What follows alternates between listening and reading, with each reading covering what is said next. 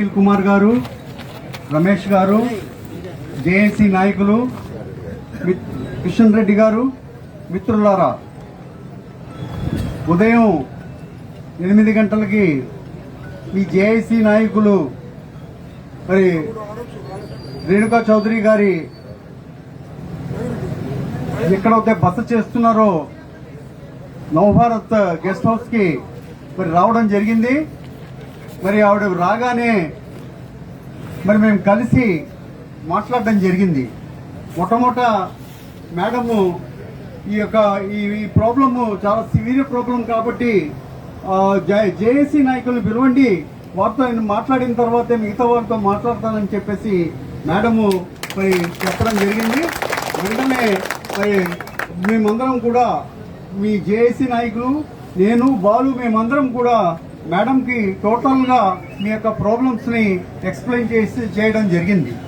అలాగే మరి అనిల్ కుమార్ కూడా మరి మేడంతో దాదాపు 10-15 నిమిషాలు మీ యొక్క సమస్యలన్నింటినీ కూడా మరి మేడం దృష్టికి తీసుకొచ్చి, మేడం ఎట్టి పరిస్థితుల్లో సరే ఈ సమస్యలకు పరిష్కారం కనుక్కోవాలి, మరి ఈ విధంగా మమ్మల్ని అరెస్ట్ చేస్తున్నారు, అలాగే హెరాస్మెంట్ చేస్తున్నారు, కవ్వింపు చర్యలకు పాల్పడుతున్నారు యాజమాన్యము, మీరు ఎట్టి పరిస్థితుల్లో సరే ఈ సమస్య పరిష్కారానికి మీరు చొరవ చూపించాలి అని చెప్పేసి వారు అడగడం జరిగింది.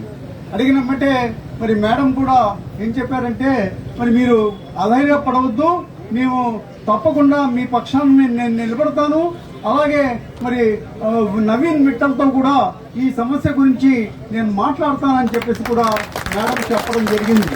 ఎందుకంటే మరి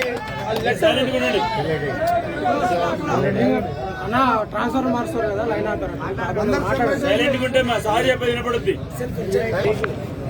సో మేడం మరి హామీ ఇవ్వడం జరిగింది. నేను నవీన్ మిట్టల్ ఎనర్జీ సెక్రటరీ ఎవరైతే ఉన్నారో వారితో నేను డిస్కస్ చేసి ఈ సమస్యకి పరిష్కారం కనుక్కోవడానికి నేను ప్రయత్నం చేస్తానని చెప్పేసి కూడా చెప్పడం జరిగింది. అదేవిధంగా మీ వాళ్ళు లెటర్ కూడా ఇవ్వడం జరిగింది మేడం పేరు మీద.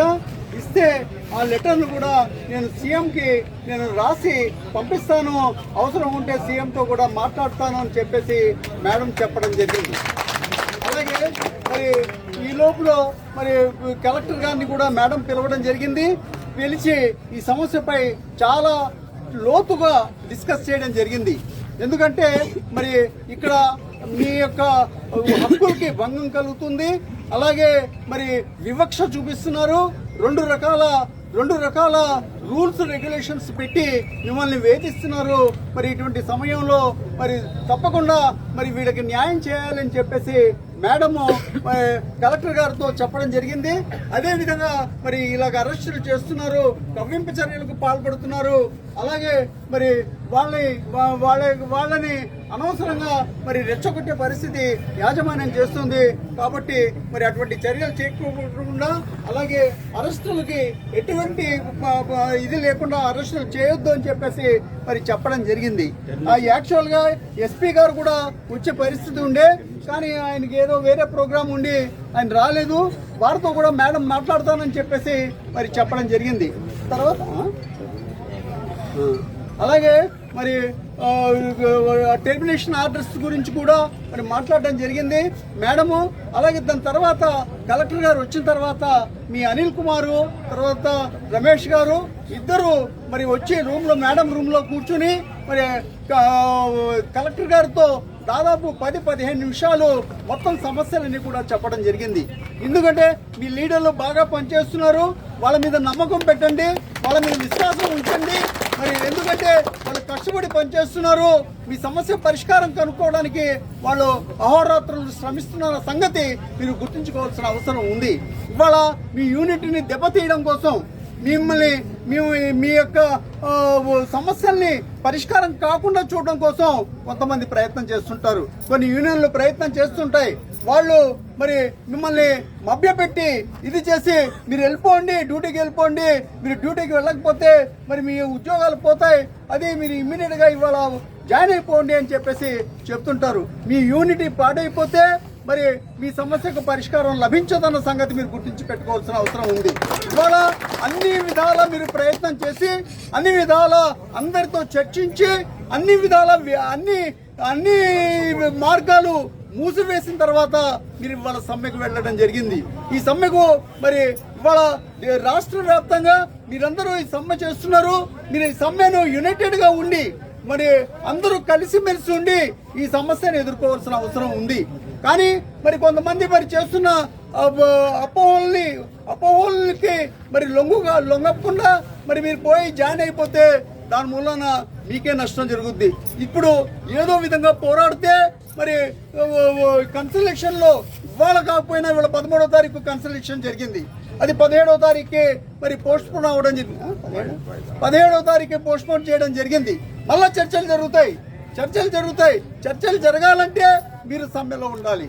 మీరు మీ సమస్యల పట్ల మరి మీరు అవగాహన చేసుకుని మరి మీ నాయకులు కూడా మరి కష్టపడి పనిచేస్తున్నారు కాబట్టి యునైటెడ్ గా ఉండి ఎవరైతే మిమ్మల్ని రెచ్చగొట్టి మీరు మీ ఉద్యోగాలు పోతాయి, మీరు ఇది చేస్తే అలాగవుతుంది ఇలా అవుతుంది అని చెప్పేసి లోపలికి పంపిస్తే వాళ్ళు ఒక్కొక్కరి చేత మరి 20-30 సంతకాలు చేయించుకుని మరి ఎప్పుడు కూడా ఈ సమస్య ఎప్పుడు పరిష్కారం కాకుండా ఉండే విధంగా వాళ్ళ సంతకాలు తీసుకోవడం జరుగుతుంది. అందుకని మీరు దీని మీద ఆలోచన చేసి మీరు యునైటెడ్ గా ఉండండి. మీరు అందరు కలిసిమెలిసి ఉండండి. ఇప్పుడు ఈ సమస్య ఇప్పుడు పరిష్కారం కాకపోతే భవిష్యత్తులో రాబోయే 20 సంవత్సరాల వరకు ఈ సమస్య ఎప్పటికీ పరిష్కారం కాదని చెప్పేసి అందుకని మీరు యునైటెడ్ గా ఉండండి. ఇంకా సపోర్ట్ తీసుకోండి. అన్ని పార్టీల్ని పిలవండి, అన్ని పార్టీల వాళ్ళతో మాట్లాడండి. అందరికి కలిపి ఒక సమావేశం పెట్టండి. వాళ్ళందరితో కూడా వాళ్ళందరి సపోర్ట్ కూడా తీసుకుని ఈ సమ్మెని మరి కానిస్తుండండి.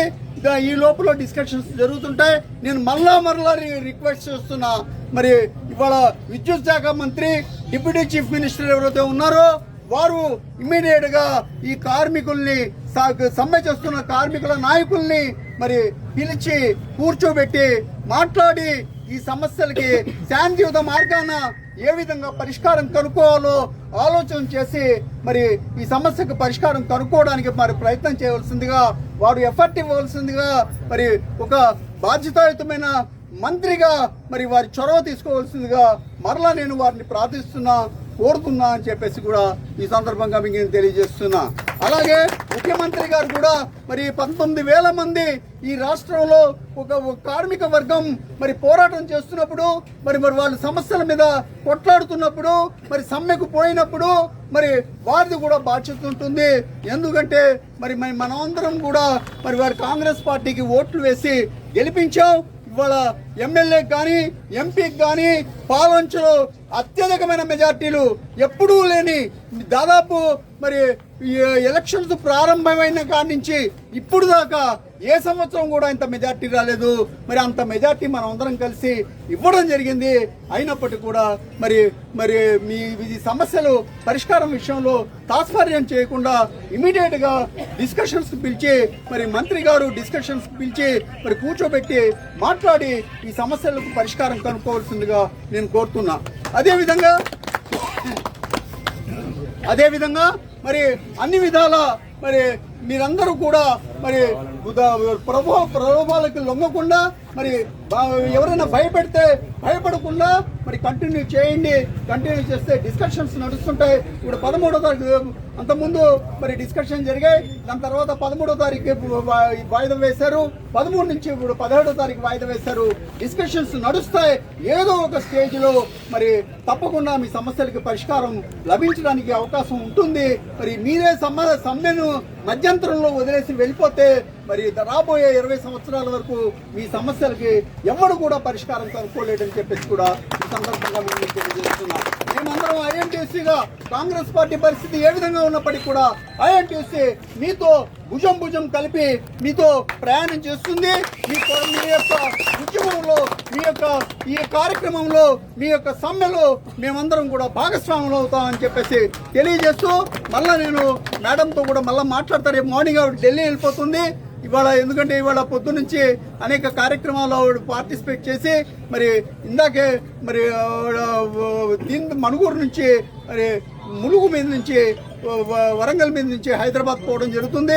రేపు మార్నింగ్ ఆవిడ ఢిల్లీ పోతుంది. ఎందుకంటే 3 రోజులు సెషన్స్ ఉన్నాయి. ఆ సెషన్స్ అటెండ్ కావడానికి ఢిల్లీ పోతున్నారు. ఏమైనప్పటికీ కూడా నేను మేడంతో అవసరం ఉంటే ఢిల్లీకైనా మాట్లాడి మరి మీరు ఆవిడ్ని మరి ఎవరైతే ఎనర్జీ సెక్రటరీ ఉన్నారో ఆ ఎనర్జీ సెక్రటరీతో మాట్లాడిపించి మరి ఈ సమస్యకు పరిష్కారం కనుక్కోవడానికి మరి ప్రయత్నం చేస్తామని చెప్పేసి తెలియజేస్తూ మీరందరూ యునైటెడ్గా ఉండాలని, మరి ఎవరైతే పర్మనెంట్ ఎంప్లాయీస్ యొక్క యూనియన్స్ ఉన్నాయో వాళ్ళు కూడా కోఆపరేట్ చేయాలి. వాళ్ళు మాకేంటి మా వర్కర్లు కాదు కదా అనే పరిస్థితులు కాకుండా ఈ సమస్య మనందరిది. ఈ సమస్య పర్మనెంట్ వర్కర్స్ ని, అదేవిధంగా మరి ఈ యొక్క ఆర్టిజన్స్ ని, అలాగే ఇక్కడ ఉన్న సమాజాన్ని. కాబట్టి ఈ సమస్యకి మరి అందరం కూడా కలిసిమెలిసి యునైటెడ్ గా మరి అందరూ ఐకమత్యంగా మరి ఈ పోరాటం చేయాల్సిన అవసరం ఉంది. అవసరం ఉంటే వాళ్ళు కూడా మరి మీ వెనకాల నిలబడి గట్టిగా నిలబడి మరి ఈ సమస్య పరిష్కారం అయ్యే వరకు మరి కొట్లాడాలని చెప్పేసి నేను కోరుకుంటూ, అదేవిధంగా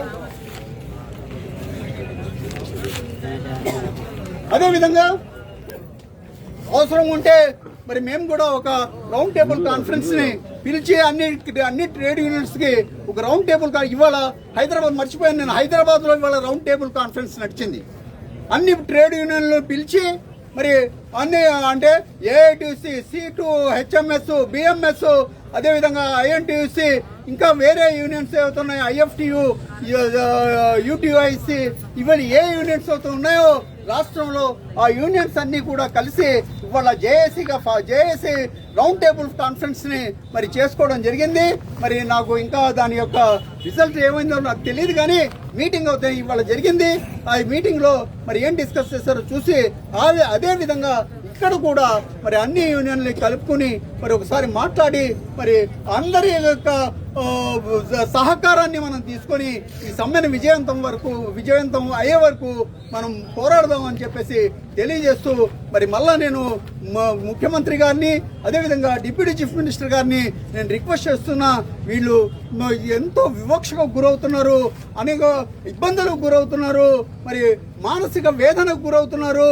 మరి వాళ్ళ సమస్యలు మరి అర్థం చేసుకొని మరి ఇమ్మీడియట్ గా వాళ్ళందరినీ డిస్కషన్స్ పిలవండి, కూర్చోబెట్టండి, మాట్లాడండి. ఏదో ఒక ఈ సమస్యకు ఏదో విధమైన పరిష్కారం కనుక్కోవడానికి మరి ప్రయత్నం చేయవలసిందిగా ముఖ్యమంత్రి గారిని, అదేవిధంగా మరి డిప్యూటీ చీఫ్ మినిస్టర్ గారిని, ఎలక్ట్రిసిటీ మంత్రి గారిని, అలాగే నవీన్ మిట్టల్ గారిని నేను కోరుతూ నాకు అవకాశం ఇచ్చిన మీ అందరికీ కూడా హృదయపూర్వక కృతజ్ఞతలు తెలియజేస్తూ ముగిస్తాను. జై హింద్. ఒక మాట మా వాళ్ళకి మా వాళ్ళకి ఏదైనా విషయం తెలిస్తే దాన్ని కన్ఫ్యూజన్ లో పెట్టి మమ్మల్ని భయభ్రాంతికి లోన్ చేస్తుంటారు మామూలుగా. ఇప్పుడు మీరు చెప్పారు కదా సార్, INTUC వాళ్ళు IFTU వాళ్ళు అందరూ బెడ్ మీద ఉంది. ఇవాళ ఆల్రెడీ హైదరాబాద్ లో జరిగింది. నాకు ఒక విషయం సార్, మా జేఏసీ తోటి పవర్ జేఏసీ అంటే ఈ పర్మనెంట్ ఎంప్లాయీస్ జేఏసీ ఉంది సార్, వీళ్ళు కలిసి చర్చించుకుంటున్నారు. దాని రిజల్ట్ కూడా రావాలి. మీరు చెప్పిన రౌండ్ టేబుల్ సమావేశం ఇది వేరని చెప్పండి. అవి కంప్లీట్ కార్మిక సంఘాలు అంటే రాష్ట్ర వ్యాప్తంగా ఉన్న